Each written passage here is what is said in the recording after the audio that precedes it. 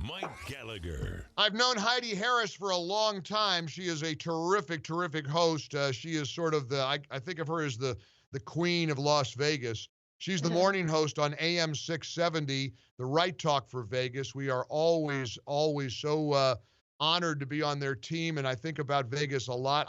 Vegas is one of those things I miss when you put the list together of things you miss in this crazy year. Las Vegas is in certainly the top 5.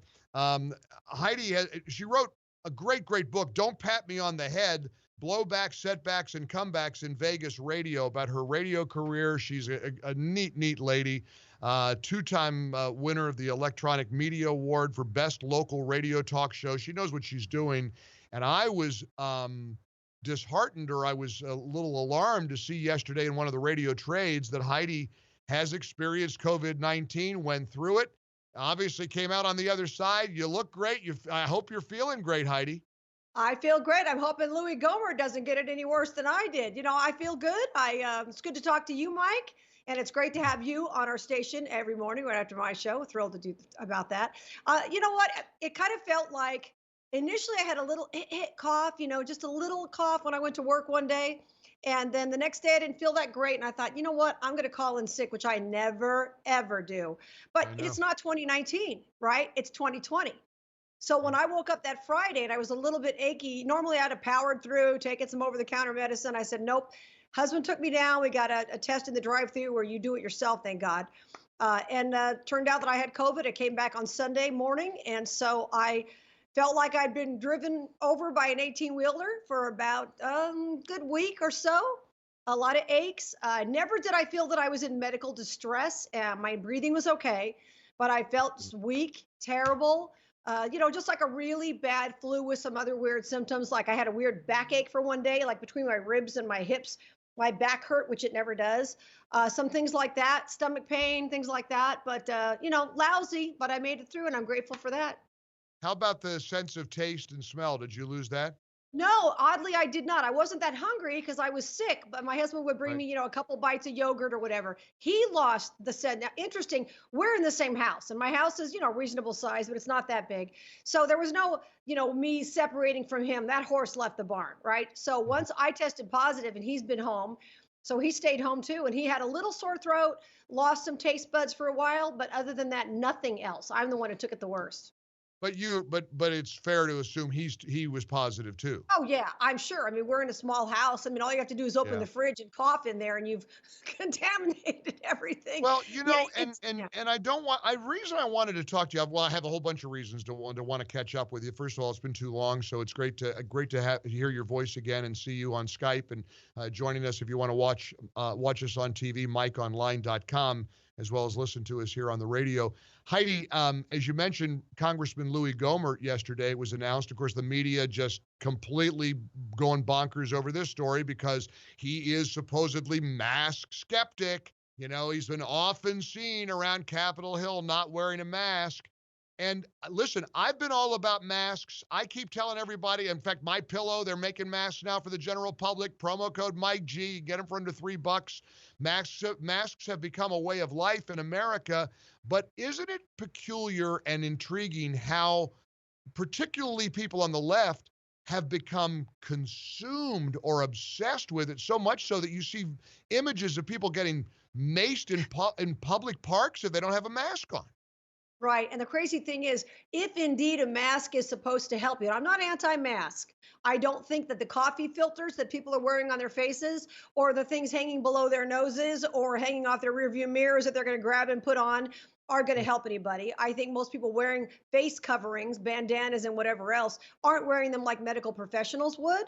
But I still think that, they're still out there in the air, obviously. I'm pretty much convinced that I got it at work. I have to wear I can't wear a mask when I'm talking. So I went into the studio. That's probably where I got infected. I don't care. I mean, I'm not going to worry about it. But I'm curious. But let me press you on that because I am curious. Because listen, we're all we shouldn't live in fear, but obviously nobody wants to get this thing. And I hear you are a dear friend, and I was so worried when I saw that yesterday. I thought, and you said online, and you're saying that you're confirming it today, that you were real sick. It was when you say worse than the flu, flu's pretty bad.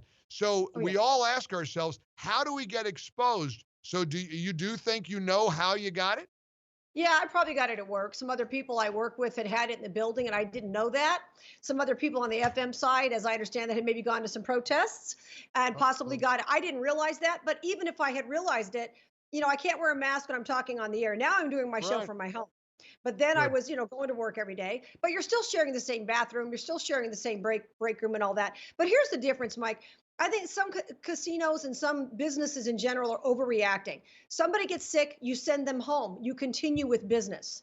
And that's the thing that's frustrating for me about what's happened in Vegas and some other things is that thousands of people are being put out of work because a few people are sick. Send them home, test the people who worked around them, but continue to go on. And it breaks my heart how many people are out of work or businesses that completely stop because one person gets this. Doesn't make sense. Well, that's what we say over and over again. Protect the vulnerable. We know that.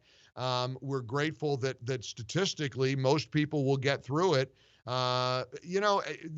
What we also forget, Heidi, is that this is a worldwide pandemic. I love how the media decides to lay all of this at our feet. Blame, of course, President Trump for every aspect of it. Nobody wants to ascribe any accountability to Democrat governors like Cuomo, who had a mandate that nursing homes had to take COVID-19 infected patients or positive patients into the nursing homes, and thousands of elderly New Yorkers died. But listen, other countries are struggling as well. This is not an American concoction. No, it's not. It's been so interesting too, the narrative.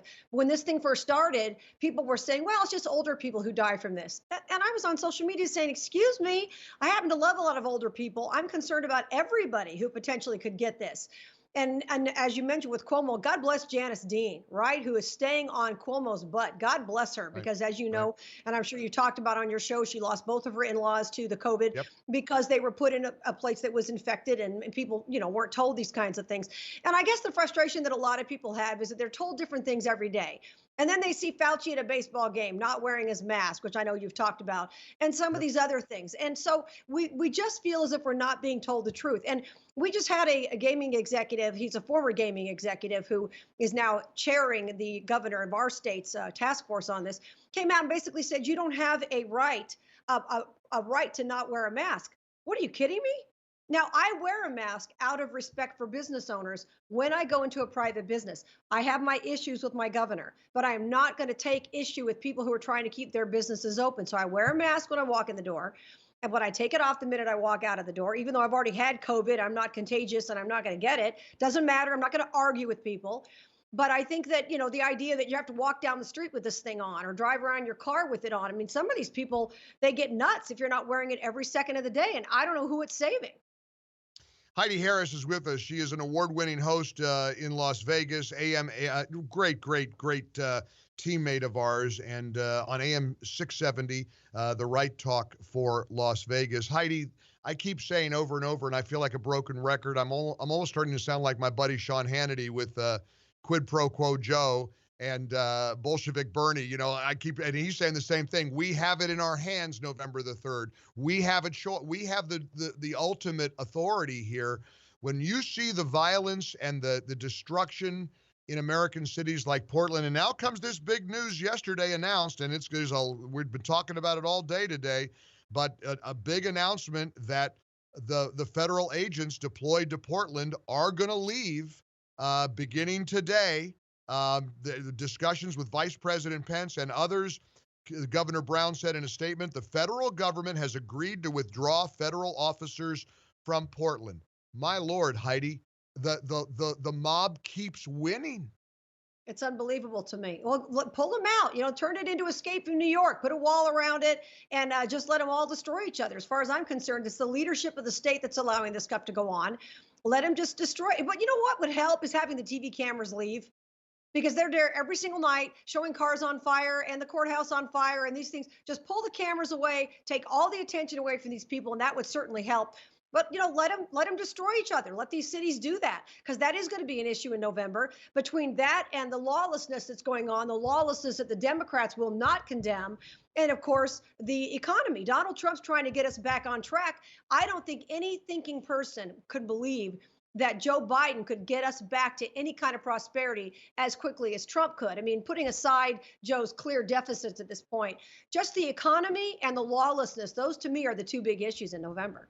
It's a huge issue, and Americans, I think, are sitting on the sidelines. I think it was Victor Davis Hanson who wrote a piece a number of weeks ago that described millions of Americans silently seething. And I get that every day. I mean, after the disgraceful way that Bill Barr was treated this week on Capitol Hill, and incidentally, there was a strategy. I saw Madeline Dean the day after the hearing go on MSNBC, and here's how she characterized it. And she was the one that kept interrupting him and wouldn't let him give any answers. They were all essentially doing that. But then Congresswoman Dean from Pennsylvania goes on MSNBC the day after and said, well, you saw how disrespectful towards women he was. He was not letting women speak. Are you kidding? And I thought, when I saw her say that, Heidi, I thought, aha, I get it. I see what they wanted. They wanted clips. They wanted highlights of Barr talking over women.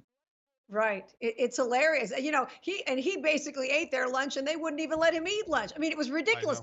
All these hearings, right? Do you feel the same way I do as a host? You watch these hearings, and these hearings always become about whichever side is conducting the hearing grandstanding, right? They basically give speeches, they grandstand, they don't let people ask questions. They're trying to get their clip, like you said, they're trying to get their comments on the record, and they really don't care. Nothing's ever accomplished. That's the way I see those hearings. Well, but there's grandstanding, and then there's the Bill Barr hearing. That was I mean, that was so over the top and so insane, led by Jerry Nadler. And as Michael Goodwin pointed out this week in the New York Post, this is a guy that was demoted because he botched the impeachment stuff and the Russia crap so badly. And Pelosi said, no. So now he's the guy in charge of a hearing over, I mean, couldn't he, did you see him with his mask? Yeah, hanging half off his face. Good look for him. Yeah, that's what the Goodwin's column was talking about. How Nancy puts all these people on the House Judiciary. It's kind of a demotion for him. Yeah, these people, you know what? They're so angry. They really didn't care what Bill Barr had to say about anything. That was very clear. They weren't going to give him any chance to answer anything, because the few times that he was able to answer anything, he just nailed them to the wall. And of course, his opening remarks, which you saw, were excellent. Well, Heidi Harris, you're smart. You're recovered from COVID-19. You are beloved in Las Vegas and beyond for all your years of work in LA and Vegas and around the country. Let's leave it this way. I want to ask you on behalf of people who ask me this, and I know they ask you this every day. We're all getting it. How do you feel about November the 3rd? How do you feel about the presidency, the House, and the Senate? I think that for the presidency, I think it's going to be a surprise, because when it comes right down to it, it's going to be about the economy, and it's going to be about how people feel about lawlessness. I know there are people who would vote for Satan over Donald Trump. Okay, that's a certain percentage, right? They don't care if Joe Biden has to be propped up. They don't care. But there are a lot of other people who are not saying anything, the silent Trump voters, just like 2016, Mike, where they just got tired of talking to pollsters, tired of arguing on social media, and those people are going to go in the booth and go, what are my choices? A guy who's made the economy great in the past, or a guy who's got 50 years of no accomplishments, and we're not even sure. This guy can't run a Skype meeting, Joe Biden, much less the country. Who would really be in charge? Would a vote for Biden even be for Biden? These are some of the questions I think people are going to have that they may not express until they're in the voting booth. How about the U.S. Senate? Are the Republicans going to hold the Senate? I hope so. There's no guarantee on that. That's who knows? I hope they do. They're going to have to. They're going to have to. Because frankly, the same mindset that if there is a silent, seething majority, Heidi, it's got to be up. It's got to start at the top and go completely down ballot. It's got to be across the board. I don't think it'll be unique to Donald Trump. Listen, I am thankful to God that you're better, and I'm sorry you went through it, and your husband, but I'm glad you both tested negative now, I assume. Yeah, well, I wouldn't have. Here's the crazy thing. My doctor's office would not send me for an antibody test because they said they're not accurate. Interesting. I went and got a negative test, haven't gotten results on the negative test yet. But, it's been 6 weeks, and they say after 2 weeks, now the latest CDC information, right after 2 weeks, you're good. By tomorrow, it'll change again, Mike. But right now, I'm good. It will. The week is young. By Friday, it'll be a whole different set of Absolutely. circumstances. But you're looking great and sound great, and I'm glad. Forgive And my and Heidi, COVID bangs. My husband and I had to cut my bangs for COVID. I haven't gone back to my hairdresser. She said, "You're germy. Don't come see me." So ignore this. listen, I want you to bottle up some of your antibody blood and send it to me, okay? I may get some I will, my injections or friend. something. You stay safe. You keep those coffee filters on your face, my friend. You got it. I know my pillow filters, my Oh, that's pillow right. mask. Promo code Much Mike G. better. Heidi Harris, keep fighting the good fight. We love being on your team, and I look forward to seeing you again because I miss Vegas so much, and I'll see you there. I pray very soon. Thanks, Heidi. Let's hope so. Thanks, Mike.